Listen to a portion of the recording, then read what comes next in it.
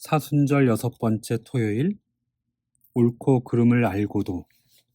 로마서 3장 19절에서 26절, 시편 106편 6절에서 15절.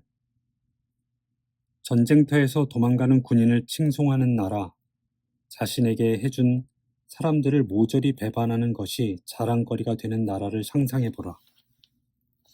차라리 2 더하기 2는 5인 나라를 상상하는 편이 나을 것이다.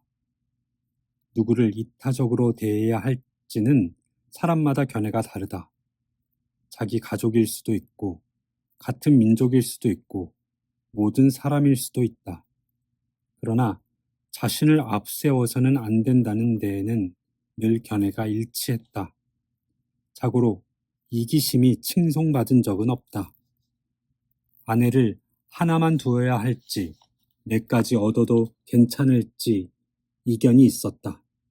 그러나 마음에 드는 여자라 함부로 취해서는 안 된다는 데는 늘 견해가 일치했다.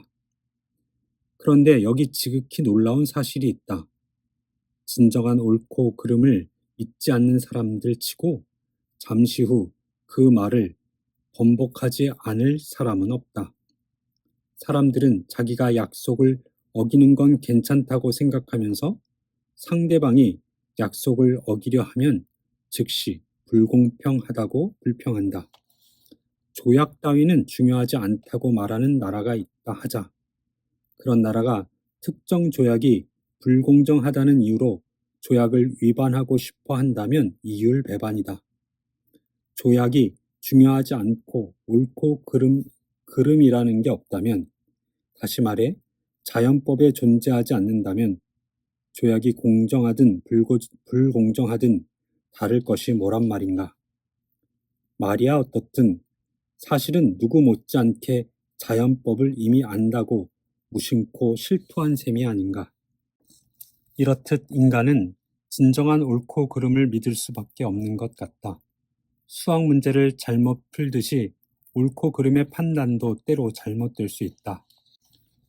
그러나 구구단이 그러하듯 옳고 그름도 취향과 견해의 문제가 아니다. 여기까지 의의가 없다는 전제하에 다음 요점으로 넘어가겠다. 즉, 우리 가운데 자연법을 실제로 지키는 사람은 아무도 없다는 것이다. 혹시 예외인 독자가 있다면 사과드린다. 그런 사람들은 다른 책을 읽는 게 훨씬 낫다. 내가 말하려는 말은 그들과 전혀 무관하고 그 외의 보통 사람에게만 해당되기 때문이다. 내 말을 오해하지 않았으면 좋겠다. 나는 설교하려는 것이 아니며 남보다 나은 척 하는 것은 더더욱 아니다. 다음 사실의 주의를 환기하려는 것뿐이다. 즉, 올해나 이달 또는 오늘 다른 사람들에게 기대하는 행동을 우리 자신도 실천하지 못했다는 건 말이다.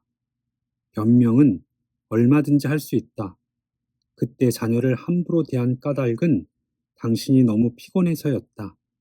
잘 기억나지도 않지만 약간 부당했던 그 돈 거래는 당신이 무척 쪼들린 때의 일이다. 아무개에게 당신이 지키지 못한 약속이 있는데 그렇게 눈코 뜰 새 없이 바쁠 줄 알았더라면 애초에 약속을 하지 않았을 것이다. 배우자나 형제 자매에게 보인 당신의 행동도 그들 쪽에서 짜증을 돋은 것을 생각하면 내가 놀라운 일이 아니다. 내가 누구라고 놀라겠는가? 나도 다를 바가 없으니 말이다. 나 역시 자연법을 잘 지키지 못한다. 그런데 행여 누가 그 사실을 지적하기라도 하면 당장 머릿속에 줄줄이 변명거리가 떠오른다. 정당한 변명인지 아닌지는 중요하지 않다. 중요한 것은 우리가 좋든 싫든 자연법을 철석같이 믿는다는 또 하나의 증거가 바로 변명이라는 것이다. 바른 행실을 믿지 않고서야 왜 자신의 바르지 못한 행실을 부득부득 변명하겠는가? 사실 우리가 결례를 범하고도 이를 선뜻 인정하지 않고 책임을 떠넘기려 드는 이유는 그만큼 예의를 중시하기 때문이다. 그만큼 자연법에 지배당한다는 뜻이다. 잘 보면 우리는 나쁜 행동에 대해서만 구구절절 설명을 덧붙인다. 못된 성질은 피곤이나 마음고생이나 허기 탓으로 돌리고 좋은 성품은 자신의 공으로 돌린다. 그래서 내가 하려는 말은 두 가지다. 첫째로, 이 세상 모든 사람은 특정 방식으로 행동해야 한다는 별난 생각을 하고 그 생각을 절대 떨치지 못한다. 둘째로, 그런데도 실제로는 그렇게 행동하지 않는다. 자연법을 알면서도 어긴다. 이 두 가지 사실이야말로 우리 자신에 대한 그리고 우리가 살아가는 우주에 대한 모든 명쾌한 사고의 기초다. 순전한 기독교, 인간의 본성의 법칙 중에서